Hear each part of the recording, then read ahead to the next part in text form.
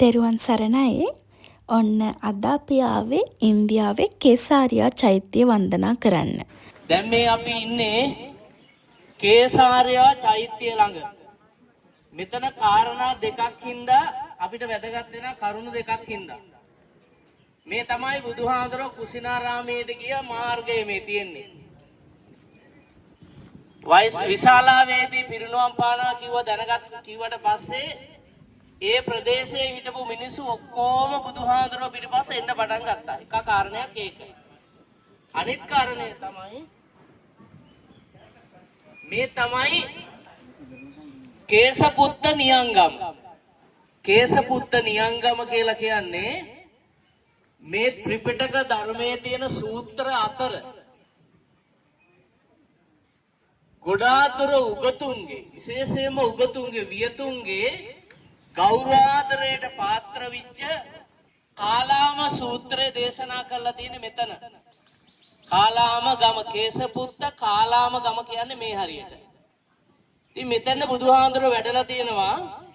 ඒ වැඩියට පස්සේ කාලාම වැසියෝ ඊට ඉස්සර හිටපු ආගම් වල අය ඇවිල්ලා කියලා තියෙනවා අපේ එක තමයි හරි අනිත් ඒවා ඔක්කොම වැරදි කියලා.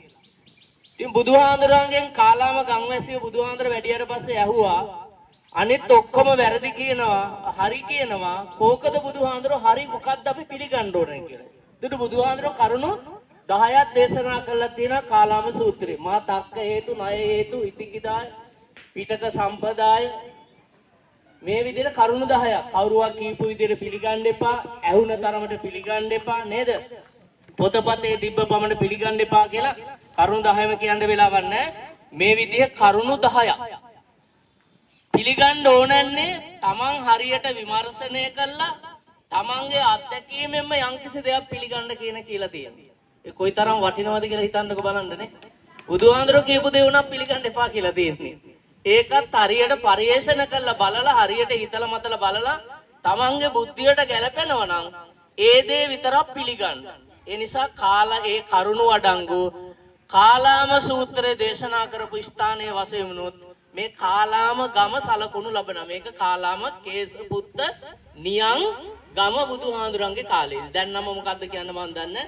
මේක විශාලාවට අයිති කොටසක්. දෙවැනි කාරණය බුදුහාඳුරෝ පිරිනුවම් පාන කිව්වට පස්සේ දැනගත්තට පස්සේ මේ අසල්වාසී විශාලා මහනුවරින්දල එන පාර බුදුහාඳුරෝ පාර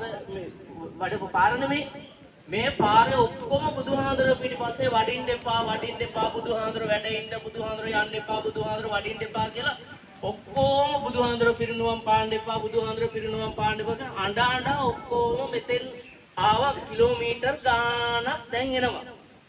බුදුහාඳුරන්ට මේක මහා කරදරයක්. කරදරයක් කියලා කියන්නේ කොච්චරවත් මිනිස්සු අඬා පිට වෙනවනේ. අන්තිමට තමන්ගේ අතේ තමන් දානේ වළඳන පාත්‍රය තිබුණා. පාත්‍රයේ අතර දුන්නාර අඬාඬ එන මිනිසුන්ගේ මේක තියාගන්න පූජනීය වස්තුවක් වශයෙන් මෙතනින් එහාට කවුරුත් ආයෙන්න අවශ්‍යතාවයක් නැහැ පාත්‍රේ තියාගන්න කියලා පාත්‍රේ දීලා තිනවා. ඒ කට්ටිය ඔක්කොටම බුදුහාඳුර වළඳපු පාත්‍රය. අන්නේ පාත්‍රය නිදහන් කරලා හදපු ස්තූපය වශයෙන් සලකනු ලබනවා කේසාරියා ස්තූපය. මේක සාමාන්‍ය පුරාවිද්‍යාඥයෝ කියනවා අඩි 400ක් වුණ උසට තියෙන්න ඇති කියලා. මොගල්වරු ඇවිල්ලා මේක ඔය විනාශ කරලා තියෙන්නේ.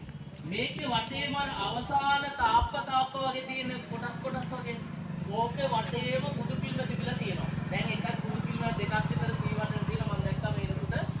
මේකේ වටේම බුදු පිළිම තිබිලා තියෙනවා. ඉතාලම අලංකාර මෙහි ඉදි කරපු සාමාන්‍යයෙන් සඳහන් වෙනවා ඉන්දියාවේ අඩි 900ක් පමණ උස ඉදි කරපු චෛත්‍ය තියෙනවා කියලා. ඉක්පා කියලා. ඒ අතර සුවිශේෂ චෛත්‍යයක් තමයි දල වශයෙන් අඩි 400ක් පමණ උස. මේකේ වටේ ගියොත් එම තේරෙවි යන්න විදියක් නැහැ අපිට.